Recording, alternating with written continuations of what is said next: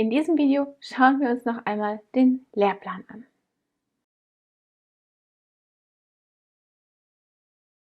Wir sind jetzt an einem Punkt, dass wir endlich diesen Lehrplan geschafft haben. Ja, ich weiß, ich bin dir wahrscheinlich in den letzten Tagen damit fürchterlich auf die Nerven gegangen, aber er ist unglaublich wichtig. Deswegen nicht verzagen, bitte zu Ende bringen, dass wir diesen Plan fertig haben und dann kannst du auch schon mit dem Aufnehmen loslegen. Aber wir haben zumindest ein gutes Grundgerüst geschaffen und du siehst, wie das Ganze aufgebaut ist und du kannst es auf jedes erdenkliche Thema übertragen. Und das ist nicht ganz unwichtig. Ja, und jetzt zeige ich dir einmal, was ich gemacht habe. Ich habe nämlich den ganzen Lehrplan zusammengebaut, zusammengeschnitten. Alle Notizen, die wir hatten, habe ich versucht in den Computer zu bringen und daraus einen stimmigen Lehrplan zu machen. Der letzte Schritt, den man immer machen muss, bevor man den Lehrplan sozusagen auf die Menschheit loslässt, ist, den noch einmal durchzugehen, noch einmal im Kopf durchzuspielen, ob auch wirklich eins auf dem anderen aufbaut und am Ende ein schlüssiges Ergebnis oder das gewünschte Ergebnis dabei herauskommt. Ja, und das schauen wir uns jetzt auf dem Computer an. So, jetzt sind wir hier am Computer und schauen uns einmal an, was ich hier so alles eingetippt habe. Ich habe hier aufgeschrieben, Online-Kurs, das Thema, also den Titel, den habe ich noch nicht und das ist auch bewusst so, ne? Der beste Titel passiert ja eigentlich, wenn man ihn erst aufsetzt, wenn der Kurs fertig ist. Du weißt jetzt, wie man einen Titel erstellt, wie das ein interessanter Titel sein soll und das wäre jetzt hier die Idee, den aufzuschreiben. Ich habe mir das jetzt mal erspart. Ne? Du kennst die Kriterien, aber da jetzt richtig was Interessantes zu finden, das überlassen wir dann demjenigen, der wirklich auch einen Kurs zu diesem Thema erstellen will. Also, ich habe jetzt hier mal klar Einleitung. Hatten wir darüber gesprochen, für wen ist dieser Kurs geeignet, das wird in diesem Kurs behandelt, also worum geht es überhaupt, die einzelnen Module vielleicht einmal hier erzählen. Und dann, wie sieht es jetzt bei dir aus? Ne? Also wir müssen jetzt den Ist-Zustand haben. Was gefällt demjenigen nicht an seiner Wohnung? Warum ist die Wohnung so, wie sie ist, nicht in Ordnung? Was ist für ihn nicht stimmig, nicht passend? Was bringt es dazu, dass er sich nicht wohlfühlt, derjenige? Ja, also das wird hier abgefragt. Ne? Also vielleicht wäre das eine schöne Idee, hier so eine kleine Übung einzubauen, dass man vielleicht einfach so ein Brainstorming macht. Alles, was einem nicht gefällt, aufschreiben. Ja, im nächsten Schritt erstellen wir dann ein Moodboard. Ja, was ist ein Moodboard? Wir müssen erstmal herausfinden, was möchte derjenige. Ne? Also er weiß jetzt, was ihm nicht gefällt, aber er weiß noch nicht genau, was ihm gefällt. Ne? Also welche Farben gefallen ihm, welcher Stil gefällt ihm. Also all das müssen wir jetzt erstmal herausfinden, sonst wird das mit unserem Kurs ja nichts. Ne? Wir können ja nicht ins Blaue hinein dekorieren. Wir müssen herausfinden, was für den Menschen, der an diesem Kurs teilnimmt, richtig ist. Und das wird für jeden anders sein. Und deswegen ist es so wichtig, dass wir diesen Schritt mit dem Teilnehmer machen. Ne? Also einfach nur konsumieren, einfach nur Video für Video angucken. Ja, das ist schön auf der einen Seite, aber auf der anderen, wenn du hier nicht mitmachst, ne, wenn du jetzt nicht deinen eigenen Lehrplan zu deinem eigenen Thema erstellst, dann wird dir dieser Kurs nichts bringen, dann ist er hoffentlich unterhaltsam, aber letztendlich wird er dir nur was bringen, wenn du mitarbeitest. Ja? Und so ist das eben hier auch. Welche Farben gefallen dir? Wie sollte deine Wohnung sich anfühlen? Ja, anfühlen ist bei Farben ja auch nicht ganz unwichtig. Ne? Verschiedene Farben stehen für verschiedene Gefühle, die sie auslösen. Ne? Also es gibt so kühle Farben wie Blau oder Grün ist die Hoffnung, ne? Oder Rot, die macht ein bisschen aggressiv, ne? Oder ist auch ein bisschen Power hinter.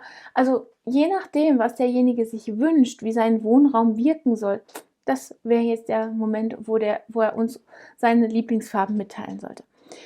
Ja, abgesehen von den Farben könnte man auch noch ein Board erstellen, bei Pinterest zum Beispiel. Und dann kann man ganz viele Ideen sammeln.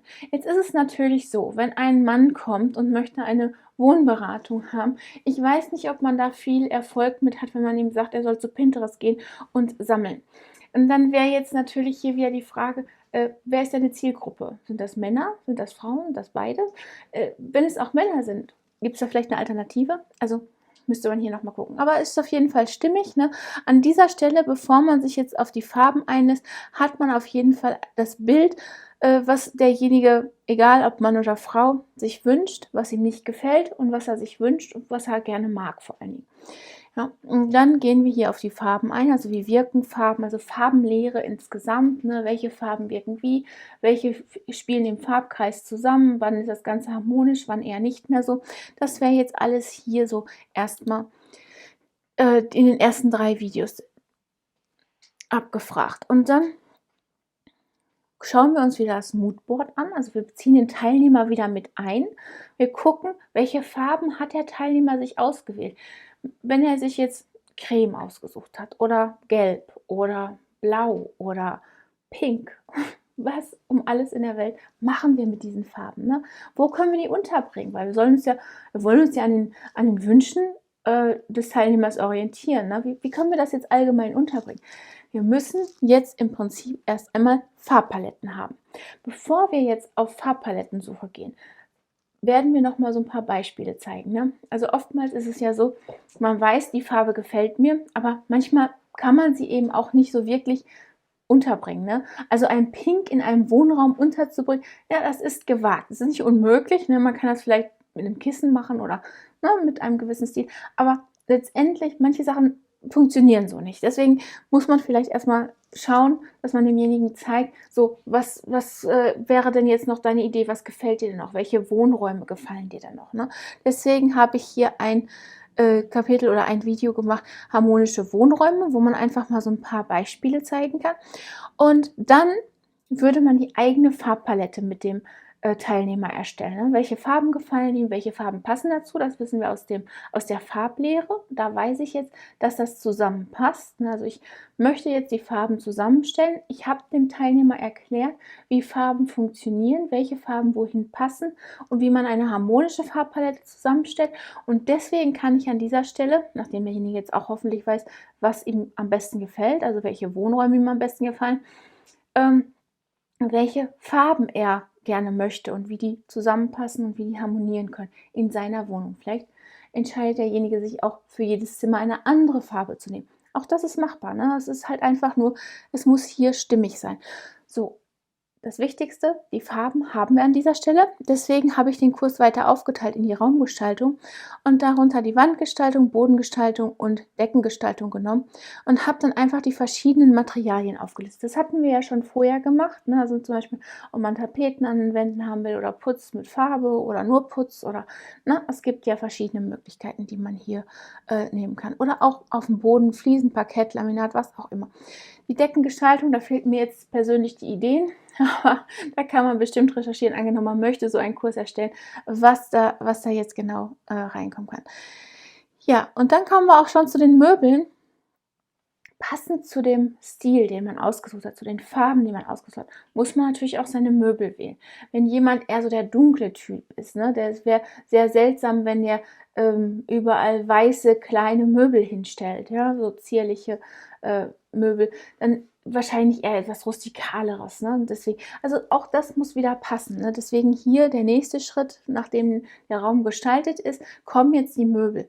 Und wenn die Möbel drin sind, dann widmen wir uns den Pflanzen, weil für unseren Kurs, ja, der Gärtner, ne, ganz am Anfang, du erinnerst dich, war das nicht ganz unwichtig, dass wir die Pflanzen da einbringen. Ne? Und ich würde sagen, deswegen auf Grundlage, wenn die Möbel einmal drin stehen, dann können wir ja Pflanzen reinstellen. Dann wissen wir, wo noch Platz ist, wo wir die Pflanzen positionieren können, welche Pflanzen wir da reinpacken können. Weil wir ja jetzt auch wissen, was dem Teilnehmer gefällt. Also der Teilnehmer selber weiß, was ihm gefällt. Und deswegen kann er dann auch eine fundierte, durchdachte Wahl treffen. Ne? Und deswegen an dieser Stelle die Pflanzen. Also welche Pflanzen passen zum ausgewählten Wohnstil, ist ja auch wieder, ne, immer wieder rückbezüglich, was passt zueinander und immer rückbezüglich zu den Modulen davor. Also man sollte vielleicht nicht im Kurs hin und her springen, ne? Wird in dem Fall keinen Sinn machen.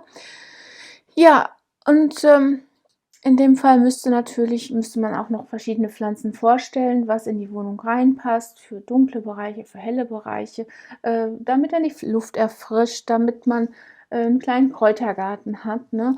Also all das wäre jetzt in dem Modul nicht ganz unwichtig. Ja, dann geht es nochmal um Licht und bevor ich das jetzt alles nochmal aufzeige, nein, wir haben jetzt die Möbel drin, also wenn du es immer im Kopf mitdenkst, ne? Also wir haben die Möbel im Raum, wir stellen Pflanzen rein, wir haben Wand, Decken und Boden gestaltet. Ja, was fehlt jetzt noch? Ne? Es fehlen noch die Stoffe und es fehlt noch das Licht. Also ich würde erst einmal das Licht setzen, gucken, wo ich welches Licht hinhaben möchte und dann würde ich hingehen und die Stoffe passend dazu aussuchen. Ja? Also wäre ich dann hier in Modul G und hätte meine Stoffe und würde dann vielleicht verschiedene Stoffarten vorstellen, ne? Was sehr Kuscheliges oder was sehr Kühles wie Satin oder lieber was Plüschiges, ja? Also, all das wird hier dann reingegangen. Und dann sind wir auch schon in unserem letzten Modul. Denke an die Transformation. Wir wollen ja, dass der Kunde am Ende oder der Teilnehmer am Ende ein Zuhause hat, in dem er sich wohlfühlt mit Wellness-Elementen, ne? Deswegen darf das Modul Wellness zu Hause genießen mit allen Sinnen natürlich nicht fehlen. Und letztendlich habe ich hier sogar noch ein Bonusmodul eingebaut, weil wir irgendwann mal uns überlegt haben, dass es auch eine gute Idee wäre, wenn man in seinem Zuhause ja Ordnung schafft, ne? Wenn man alles am richtigen Platz hat, wenn man Dinge optimiert und ne, das wäre ja gar nicht so schlecht. Deswegen habe ich das jetzt mal als Bonusmodul hier reingepackt. Und ja, dann ist endlich Schluss. Ne? Dann haben wir es geschafft, dann hat derjenige hoffentlich ein gemütliches Zuhause mit ganz vielen Ideen vorgestellt. Er muss immer noch selber handeln. Ne? Das ist in jedem Online-Kurs der Welt so, ne? Und in jedem Kurs überhaupt, in jedem Lehrkurs der Welt so. Man konsumiert, aber man muss irgendwann auch handeln. Und das ist jetzt hoffentlich erreicht an dem Punkt. Ja, also ich habe versucht, das Ganze logisch aufzubauen, dass derjenige immer einen Schritt nach dem anderen geht. Man kann das auch natürlich noch kleiner runterbrechen. Dementsprechend wird der Kurs noch länger, noch fundierter, noch ja, tiefgehender. Aber ja, je nachdem, was du möchtest, muss man ja nicht. Ne? Also es geht hier wieder um die Frage, möchtest du einen Kurs für 990 € erstellen oder für 59? Ne? Beides ist möglich, beides ist machbar und beides hat definitiv seine Käufer. Die Frage ist nur, wo möchtest du dich positionieren? Und das ist nicht unwichtig. Wir hatten ja ganz am Anfang uns angeguckt, was sind deine Umsatzziele, ne? Und da solltest du nochmal hin zurückgehen. Also je höher dein Umsatzziel ist, desto detaillierter muss natürlich auch dein Kurs sein. Weil du musst ja deinem Kunden irgendeinen Grund geben, warum er bei dir kaufen soll. Letztendlich lautet der Grund, er kann bei mir die Transformation, die er möchte, erreichen. Und wenn du das jetzt überprüft hast, so wie wir das gerade gemacht haben, ne, wir gehen einfach nochmal komplett durch und hat er am Ende dann auch das erreicht, was er erreichen wollte, dann ist der Kurs stimmig und dann kannst du ihn so aufnehmen. Ja, und das war's für heute. Ich hoffe, dir hat das Video gefallen und vor allen Dingen auch geholfen und du hast an dieser Stelle deinen Lehrplan erstellt. Und wenn dem so ist, dann freue ich mich darauf, dich morgen im nächsten Video wieder begrüßen zu dürfen. Bis dahin, tschüss!